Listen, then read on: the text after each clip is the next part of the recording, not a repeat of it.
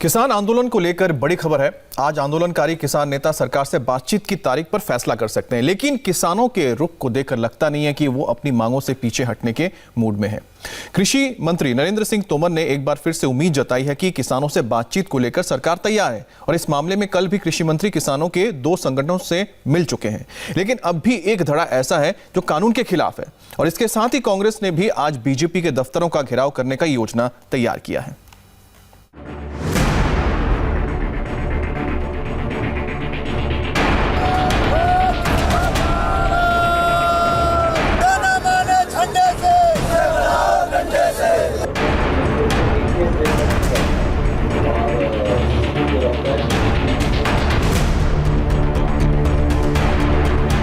मुझे आशा है कि जल्दी उनका विचार विमर्श पूरा होगा और वो आएंगे और चर्चा करेंगे और हम लोग समाधान निकालने में सफल होंगे।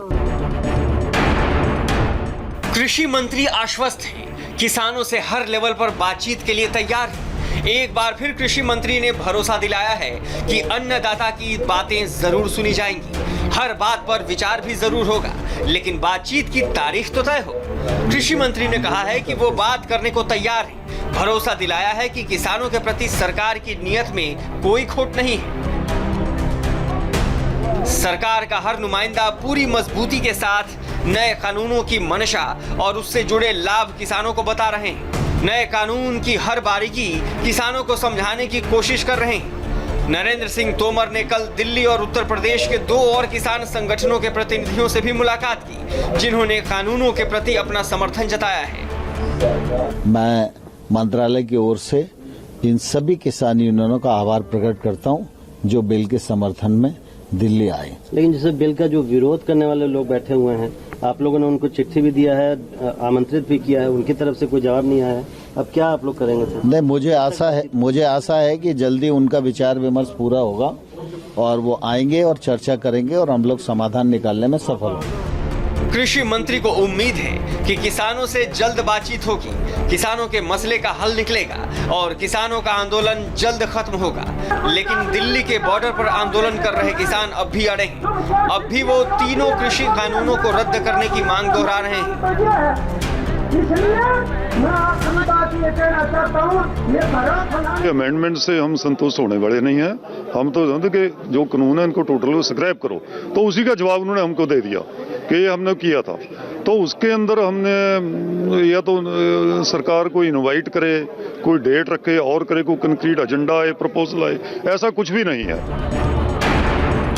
सरकार के साथ किसानों की अब तक 5 दौर की वार्ता हो चुकी है, लेकिन अब तक कोई नतीजा निकलकर नहीं सामने आया है। बावजूद इसके सरकार किसानों को मनाने की लगातार कोशिश कर रही है। 2 दिन पहले सरकार की तरफ से किसानों को बातचीत के लिए आगे आने की चिट्ठी इसी का हिस्सा थी। कृषि और किसान कल्याण मंत्रालय के संयुक्त सचिव ने किसानों के 40 संगठनों को ये चिट्ठी लिखी थी।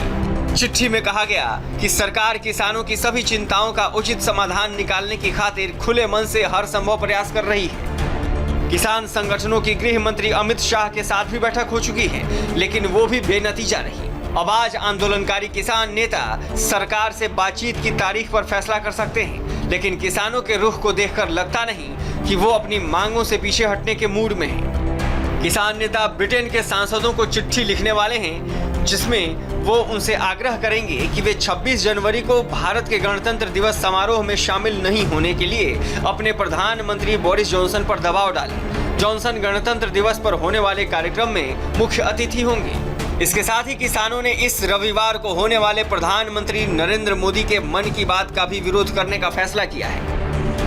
किसान आंदोलन के बीच पंजाब में आढ़तियों के ठिकाने पर मारे गए आयकर छापों के खिलाफ आढ़ती एसोसिएशन ने 4 दिन की हड़ताल शुरू कर दी है। पहले ही दिन राज्य की सभी मंडियों में काम ठप रहा। इस बीच आढ़ती एसोसिएशन ने भी ऐलान कर दिया है कि कृषि कानूनों के खिलाफ किसानों के आंदोलन का वे समर्थन करते रहेंगे। साथ ही इस कानून के खिलाफ किसानों का साथ देने के लिए कांग्रेस ने भी कमर कस ली है। आज पूर्व प्रधानमंत्री चौधरी चरण सिंह की जयंती पर कृषि कानूनों के खिलाफ कांग्रेस देश भर में आंदोलन करेगी। बीजेपी के सांसदों और विधायकों के घर और कार्यालयों पर घेराव कर ताली और थाली बजाकर प्रदर्शन की भी योजना है। कृषि मंत्री ने साफ कहा है कि नए कानूनों का मिनिमम सपोर्ट प्राइस यानी एमएसपी से कोई वास्ता नहीं है। प्रधानमंत्री नरेंद्र मोदी भी कई बार कह चुके हैं कि एमएसपी जारी रहेगी। तोमर ने भी दावा किया है कि सरकार ने 1.5 गुना ज्यादा एमएसपी बढ़ाई है। तो आखिर कंफ्यूजन कहां है? 452 जथेबंदियां हैं, उन्होंने अपना 7 कंट्री ग्रुप बनाया। तो एक तरफ दिल्ली और उससे सटी सीमाओं पर